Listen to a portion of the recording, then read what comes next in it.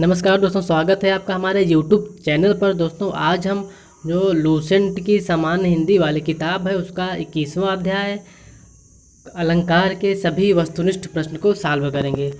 तो हमारा यहाँ पहला प्रश्न है, तरनि तनुजा तट तमाल तरुवर बहुछाये में कौन सा अलंकार है? तो इसमें अनुप्रास अलंकार है। दूसरा प्रश्न हमारा है, चरर मरर खुल गए अरर और अवस फुटों से में कौन सा अलंकार है? तो दोस्तों इसमें हमारा जो है अनुप्रास अलंकार है। ऑप्शन नंबर ए सही हो जाएगा। तीसरा प्रश्न हमारा है, बड़े न हुजे गुणन बिनु बिरद बड़ाई पाए कहत धतूरे सो कनक गहनो गढ़ो न जाए में कौन सा अलंकार है? तो इसमें अर्थांत न्यास अलंकार है। ऑप्शन नंबर सी सही हो जाएगा। अगला प्रश्न हमारा है चौथा, चरण कमल बंदव हरिराई में कौन सा अलंकार है? दोस्तों यह प्रश्न बहुत इम्पोर्टेंट है और परीक्षाओं में कई बार पूछा गया है और पूछा जाएगा भी। तो इसमें हमारा रूपक अलंकार है। यहाँ पे रूपक अलंकार है। चरण कमल बंदव हरिराई में रूपक अलंकार है। पांचवा प्रश्न हमारा है, कनक कनक से सौगुनी माँ दकता अधिकाय या वा खाए बौरात नर या पाए बौराय में कौन सा अलंकार है? तो 5 का हमारा ऑप्शन नंबर बी यानी यमक अलंकार है। इसमें एक कनक का अर्थ धतूरा है दोस्तों इसमें, और दूसरे कनक का अर्थ जो है सोना है।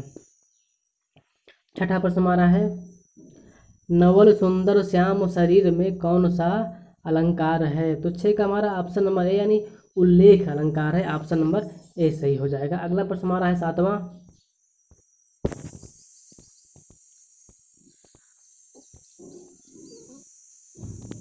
हमारा सातवां प्रश्न यहाँ पे है, दिवसावसान का समय मेघमय आसमान से उतर रही है वह संध्या सुंदरी परी सी धीरे धीरे धीरे, इसमें कौन सा अलंकार है? प्रस्तुत पंक्ति में कौन सा अलंकार है?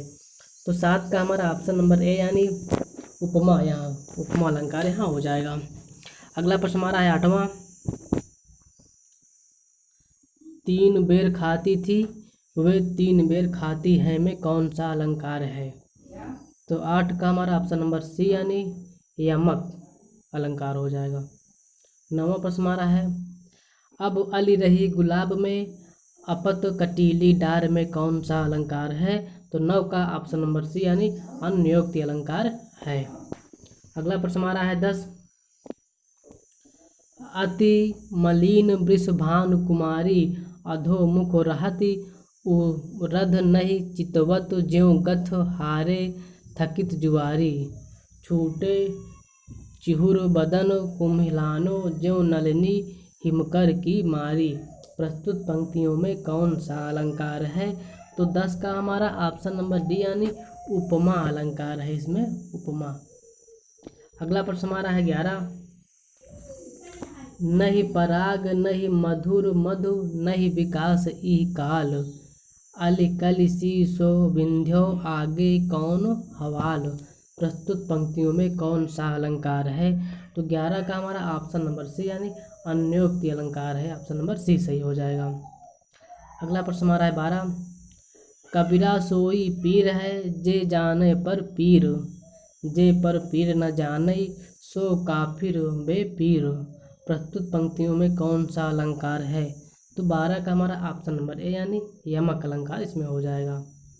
अगला प्रश्न हमारा है 13, संदेशनि मधुवन कूप भरे में कौन सा अलंकार है? तो 13 का हमारा ऑप्शन नंबर डी यानी अतिशयोक्ति अलंकार है इसमें। अगला प्रश्न हमारा है 14, पट पीत मानहु तड़ित रुचि सुचि नैमी जनक सुतावरम में कौन सा अलंकार है? तो 14 का हमारा ऑप्शन नंबर ए यानी उपमा अलंकार हो जाएगा। नेक्स्ट प्रश्न हमारा है दोस्तों 15,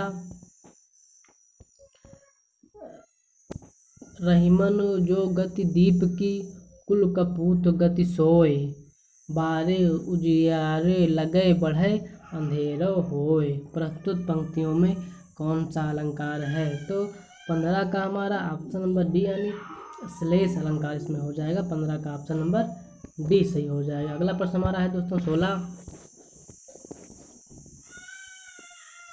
तो 16वां प्रश्न हमारा है, ध्वनिमयी करके गिर कंदरा कलित कानन केले निकुंज को प्रस्तुत पंक्तियों में कौन सा अलंकार है।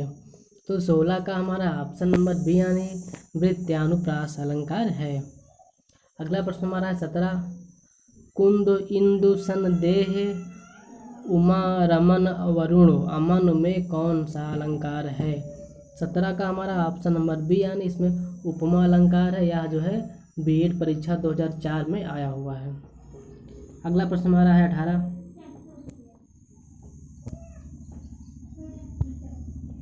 18वां प्रश्न हमारा है, जहाँ बिना कारण के कार्य का होना पाया जाए वहाँ कौन सा अलंकार होता है।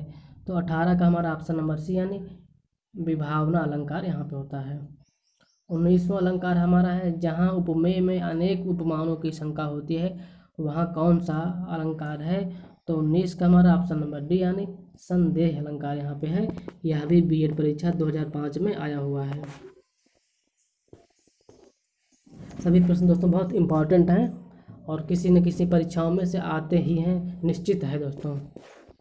20वां प्रश्न हमारा है, भारत के सम भारत हैं में कौन सा अलंकार है।